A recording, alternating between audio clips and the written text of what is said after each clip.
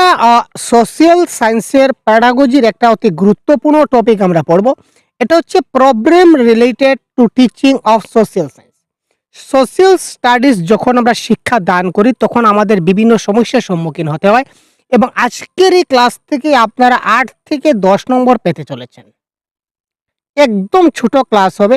আর এই আজকের ক্লাসটা যদি আপনারা মনোযোগ দিয়ে আমার প্রত্যেকটা কথা যদি আপনারা ভালো করে বুঝে নিতে পারেন, তাহলে আমরা জানি যে সোশ্যাল সায়েন্স প্যাডাগজি থেকে আমাদের ২০ নম্বর আসে। আর ২০ এর মধ্যে ৮ কিংবা ১০ আপনারা আজকের একটি মাত্র ক্লাসে আপনারা পেতে চলেছেন। সুতরাং আজকের ক্লাসটা অবশ্যই শেষ পর্যন্ত দেখতে থাকুন। একটুকু আপনারা স্কিপ করবেন না। Clear sir? বারবার বলছি আপনারা দেখতে থাকুন। Point to be kept in mind by teacher. একজন শিক্ষকের মাইন্ডে এই নিম্নলিখিত পয়েন্টগুলো থাকতে হবে। যখন আমি সমাজবিজ্ঞানের ক্লাস করাবো স্কুলে গিয়ে, তখন একজন টিচার হিসাবে আমার মাথার মধ্যে কিছু জিনিস, আমার মাইন্ডের মধ্যে কিছু জিনিস সেট থাকতে হবে যে এই জিনিসগুলো আমার করা যাবে না, আর এই জিনিসগুলো আমার করা যাবে। এই পয়েন্টগুলো যদি আমার মাথায় খুব ভালো করে গেঁথে রাখতে পারি, তাহলে অবশ্যই আমি এই ২০ নম্বরের মধ্যে ৮ কিংবা ১০ আমি 100% পাবো। আমি আবার বলছি। তো চলুন আমরা এক এক করে প্রত্যেকটা পয়েন্ট আমরা দেখার চেষ্টা করি। ১ নম্বর দেখুন, নো রুট মেমোরাইজেশন বা রিমেম্বার। ছাত্রদেরকে কখনো আমরা মুখস্থ করাতে যাব না। যখনই কোনো অপশনে আপনারা দেখবেন যে মেমোরাইজেশন করা রয়েছে বা রুট লার্নিং এর কথা বলা হয়েছে বা রিমেম্বারের কথা বলা হয়েছে, এটা আপনি কেটে দেবেন, কারণ এটা আপনার কারেক্ট আনসার হবে না। আমরা কখনো ছাত্রদেরকে মুখস্থ বিদ্যার প্রতি উৎসাহিত করাই না। তারা মুখস্থ করে শিখবে এই ধরনের কোনো ব্যবস্থা আমরা সমাজবিজ্ঞানে নেই বা সম্পূর্ণ প্যাডাগজিতে নেই। সবসময় আমরা কি করব?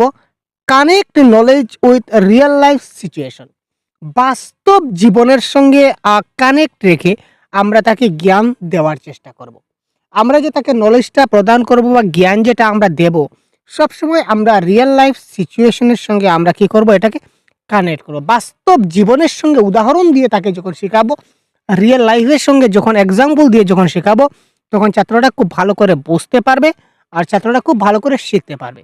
আমার এই কথাগুলো আজকে আপনি খুব ভালো করে মাইন্ডে গেঁথে তারপর এক্সাম হলে যাবেন, কিংবা এক্সাম হলে যাওয়ার আগেই আপনি আমাকে প্রমাণ করুন কি করে? আজকের এই ক্লাসটা আপনি সম্পূর্ণ খুব ভালো করে মনোযোগ সহকারে দেখুন। তারপর আপনি কি করবেন? একটা প্রিভিয়াস ইয়ার কোয়েশ্চন আপনি উঠান এবং প্রিভিয়াস ইয়ার কোয়েশ্চন থেকে আপনি প্রশ্নগুলো সলভ করুন। দেখুন আপনার কতটা আনসার কারেক্ট হচ্ছে। ৮ থেকে ১০ মিনিমাম আপনি পাবেন কমসে কম। ঠিক আছে? তো প্রথম পয়েন্ট কি বললাম স্যার? যে আমরা কখনো রুট মেমোরাইজেশন করাবো না, কিংবা রুট লার্নিং করাবো না বা রিমেম্বার করাবো না। যখনই আমি ছাত্রকে কোনো কিছু শেখাবো কিংবা জ্ঞান দেওয়ার চেষ্টা করব, তখন আমি রিয়েল লাইফ সিচুয়েশনের সঙ্গে কানেক্ট করে শেখাবো। বাস্তব জীবনের সঙ্গে কানেক্ট করে সে যাতে এই জিনিসটা শিখতে পারে, এদিকে আমি লক্ষ্য রাখবো কিংবা নজর দিব। Learning without burden. আমি তাকে শিক্ষা দেব কোনো বাধা ছাড়া। শিক্ষার ক্ষেত্রে কোনো ধরনের বাধা যেন না আসে। ঠিক আছে স্যার? Learning without burden. কখনো শিক্ষাদান প্রক্রিয়ায় কখনো কোনো ধরনের বার্ডেন কিংবা বাধা যেন না আসে, এই জিনিসগুলো আমাদের খুব ভালো করে দেখতে হবে। হোলিস্টিক ডেভেলপমেন্ট মানে অলরাউন্ড ডেভেলপমেন্ট। যদি কোনো অপশনে আপনারা দেখুন যে অলরাউন্ড ডেভেলপমেন্ট দেওয়া আছে, তার মানে এটা আপনাদের কি হয়ে যাবে? কারেক্ট আনসার হয়ে যাবে। আমরা সবসময় ছাত্রর হোলিস্টিক ডেভেলপমেন্ট করার চেষ্টা করি কিংবা অলরাউন্ড ডেভেলপমেন্ট করার চেষ্টা করি। একটা রাউন্ডে ছাত্রটা ভালো হবে সেটা আমরা চাই না। আমরা চাই ছাত্রটা যেন সব দিক দিয়ে ভালো হয়, গুল্লি হয়। সবসময় আমরা যেটা শিক্ষাদান করব, এটা যেন চাইল্ড সেন্টার্ড অ্যাপ্রোচ হয়। কখনো আমরা টিচার সেন্ট্রিক অ্যাপ্রোচে যাব না, আমরা চাইল্ড সেন্ট্রিক অ্যাপ্রোচে যাব। শিশু কেন্দ্রিক শিক্ষা ব্যবস্থায় যাব, আমরা শিক্ষক কেন্দ্রিক যাব না। যদি কোনো অপশনে আপনি দেখতে পান যে শিক্ষক কেন্দ্রিক শিক্ষা ব্যবস্থা রয়েছে, আপনি সেটাকে কেটে দেবেন। এটা আপনার কারেক্ট আনসার হবে না। আপনি সবসময় খুঁজবেন যে ছাত্রকেন্দ্রিক শিক্ষা ব্যবস্থা যেখানে থাকবে বা ছাত্রকেন্দ্রিক শিক্ষা ব্যবস্থা রিলেটেড যে কথাগুলো যে অপশনে থাকবে, এটাই আপনার কারেক্ট হবে। Focus on classroom activities. সবসময় আমরা ক্লাসরুমে অ্যাক্টিভিটিসের প্রতি আমরা ফোকাস করব কিংবা মনোযোগ দেব। আমরা সবসময় ক্লাসরুম অ্যাক্টিভিটিসের প্রতি আমরা কি করতে পারি? মনোযোগ দেব সবসময়। ক্লাসরুমে আমরা এই যেমন ধরুন আমি অনেকগুলা আমার কাছে অনেক থিওরি আছে ভাই। আমি থিওরিগতভাবে আমি পারদর্শী। আমি অনেক থিওরি আমার জানা আছে। থিওরিগত দিক দিয়ে আমি পুরো পারদর্শী। কিন্তু আমি এমন একটা ক্লাসরুম সিচুয়েশন এ পড়লাম, ক্লাসরুমে আমি যখন গেলাম তখন এমন একটা পরিস্থিতির সম্মুখীন হলাম যেখানে কোনো থিওরি আমার ক্লাস করছে না। কোনো থিওরি আমার কাজ করছে না। তখন আমি এই ক্লাসরুমের উপযুক্ত কোনটা পদ্ধতি, এই ক্লাসরুমের যেটা শিক্ষা ব্যবস্থা বা ক্লাসরুমের যেটা পরিস্থিতি, এই পরিস্থিতির দ্বারা আমি কি করে শিশুদের শেখাতে পারি, তখন আমি এখানে ক্লাসরুম অ্যাক্টিভিটিস কি করে করব সেটা সবসময় ফোকাস রাখবেন। এই ক্লাসরুমের জন্য যেটা উপযুক্ত হবে সেটাই আমি করব। ক্লিয়ার? সবসময় ফোকাস অন ক্লাসরুম অ্যাক্টিভিটিস দেখবেন। তারপর কনস্ট্রাকটিভিজম মানে শিশুরা নিজে করে কিছু একটা শিখবে, যেটা লার্নিং বাই ডুইং নামে পরিচিত। তো কনস্ট্রাকটিভিজম কোনো শব্দে আসতে পারে, কিংবা অটোনমি, কিংবা সেলফ রেগুলেশন, কিংবা মেটাকগনিশন। তো কনস্ট্রাকটিভিজম হোক, কিংবা অটোনমি হোক, কিংবা আপনার সেলফ রেগুলেশন হোক বা মেটাকগনিশন হোক, এই সবগুলোর একটাই অর্থ, মোটামুটি একটাই অর্থ দাঁড়াবে যে শিশুরা নিজে থেকে কোনো কিছু জ্ঞান লাভ করছে, এক্সপ্লোর করার চেষ্টা করছে, কোনো কিছু সে অনুসন্ধান করে কোনো কিছু সে নিজে থেকে শেখার চেষ্টা করছে। তো এই ধরনের যখনই অপশনগুলো দেখবেন তখন এটা আপনার কারেক্ট হওয়ার চান্স থাকে। তারপর আমরা রিমিডিয়াল টিচিং দেব। ছাত্রদের রিমিডিয়াল টিচিংয়ের আমাদের ব্যবস্থা রাখতে হবে। এই পয়েন্টটা মাথায় রাখতে হবে যে ছাত্রদের আমরা কি করব, আমরা রিমিডিয়াল টিচিংয়ের একটা ব্যবস্থা আমরা রাখবো। কারণ যে সকল ছাত্ররা আমাদের পিছিয়ে পড়ে আছে, সবার সঙ্গে সমানভাবে যেতে পারছে না, তাদের জন্য আমরা কি করতে পারি, রিমিডিয়াল টিচিংয়ের ব্যবস্থা আমাদের করতে হবে। No focus on marks, error, grade, এটা মাথায় রাখবেন। আমরা কখনো ছাত্রকে মার্কের উপর ফোকাস করব না, ছাত্ররা কত মার্ক পেল এটার উপর আমরা ফোকাস নাই, কোন গ্রেড আমি তাকে দিলাম বা কোন গ্রেড সে প্রাপ্ত হলো সেটার কোনো আমরা ধ্যান দিব না। তারপর পাস অথবা ফেল, ছাত্ররা পাস করবে কিংবা ফেল করবে এই ধরনের কোনো চিন্তা ভাবনা আমরা রাখবো না। যখনই কোনো অপশনে দেখবেন যে ছাত্রকে মার্কের উপর, নম্বরের উপর ভিত্তি করে বিভাজন করা, কিংবা মার্কের উপর বা নম্বরের উপর তাকে আমি কি করলাম, গ্রেড দিলাম, কিংবা তাকে পরীক্ষায় পাস করালাম, ফেল করালাম, এই ধরনের অপশন যখনই থাকবে এটা সঙ্গে সঙ্গে আপনি কেটে দেবেন, এটা আপনার কারেক্ট অ্যান্সার হবে না। তারপর আরেকটা শব্দ এই বলতে বলতে চলে আসলো, যেমন সেগ্রিগেট, এটা এখানে নাই। সেগ্রিগেট মানে পার্থক্য করা। আমরা ছাত্রদেরকে কখনো আমরা আলাদা করি না। সেগ্রিগেট মানে আলাদা করা, দুঃখিত। কম্পেয়ার মানে পার্থক্য, কম্পেয়ার মানে তুলনা, আর সেপারেট মানে পার্থক্য, সেগ্রিগেট যাকে বলা হয়। তো সেগ্রিগেট মানে আলাদা, সেপারেট মানেও আলাদা, ঠিক আছে। তো সেপারেট, সেগ্রিগেট কিংবা আমরা কম্পেয়ার আমরা কি করতে পারি না। আমরা কম্পেয়ার মানে তুলনা, একজনের সঙ্গে আরেকজনের আমরা তুলনা করব না। সেগ্রিগেটও আমরা করব না, একজনের সঙ্গে আরেকজনকে আমরা পৃথক কিংবা বিচ্ছিন্ন আমরা কখনো করব না। আমরা ইনক্লুসিভ এডুকেশনে করাবো, অর্থাৎ সবার জন্য সমান শিক্ষা, সবকে সাথ সবকা বিকাশ। টিচার এজ এ ফেসিলিটেটর,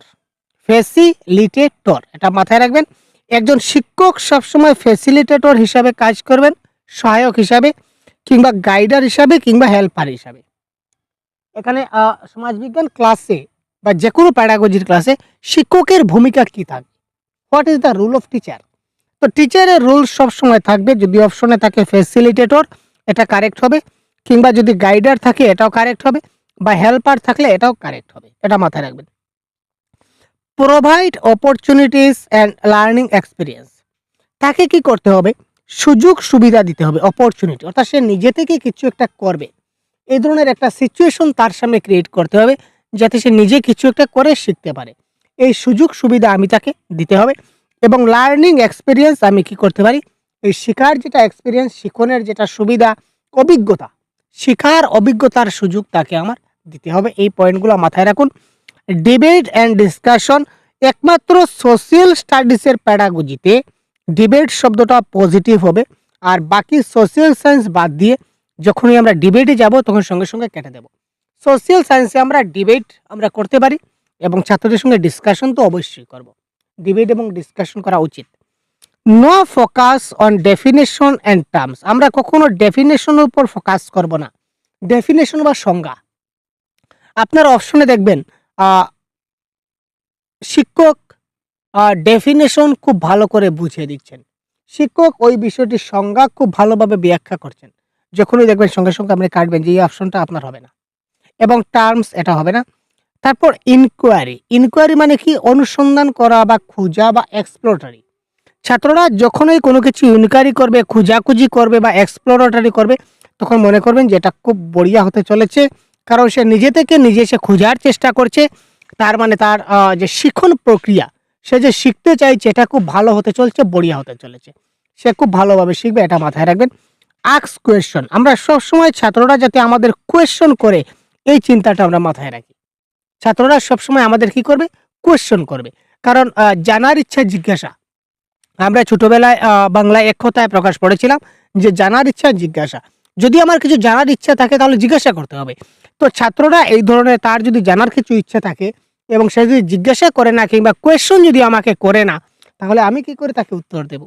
তো সবসময় ক্লাসে এইরকম পরিস্থিতি রাখবো যাতে ছাত্ররা সবসময় টিচারকে কি করতে পারে? প্রশ্ন করতে পারে।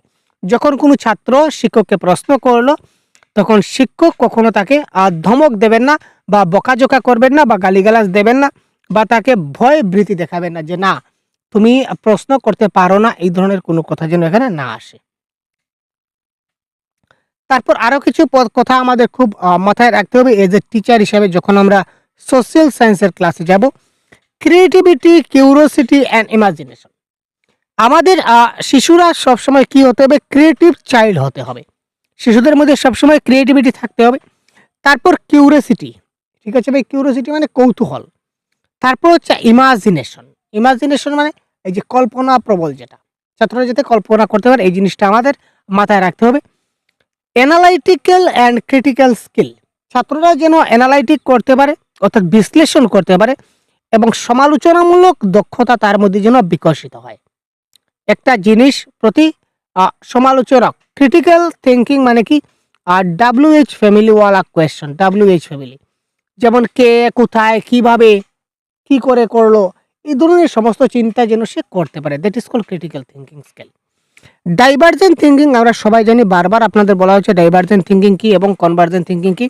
তো ডাইভার্জেন্ট মানে হচ্ছে যেটার অনেকগুলা প্রশ্ন থাকে, আর কনভার্জেন্ট মানে যেটার একটা প্রশ্ন থাকে। তো আমরা সবসময় ডাইভার্জেন্ট থিঙ্কিংকে উৎসাহিত করব। ছাত্ররা এমন কিছু একটা প্রশ্ন করুক যেটার অনেকগুলা সমাধান থাকে।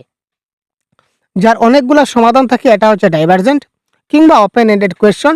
আর যার একটা মাত্র সলিউশন থাকে অর্থাৎ ফিক্স,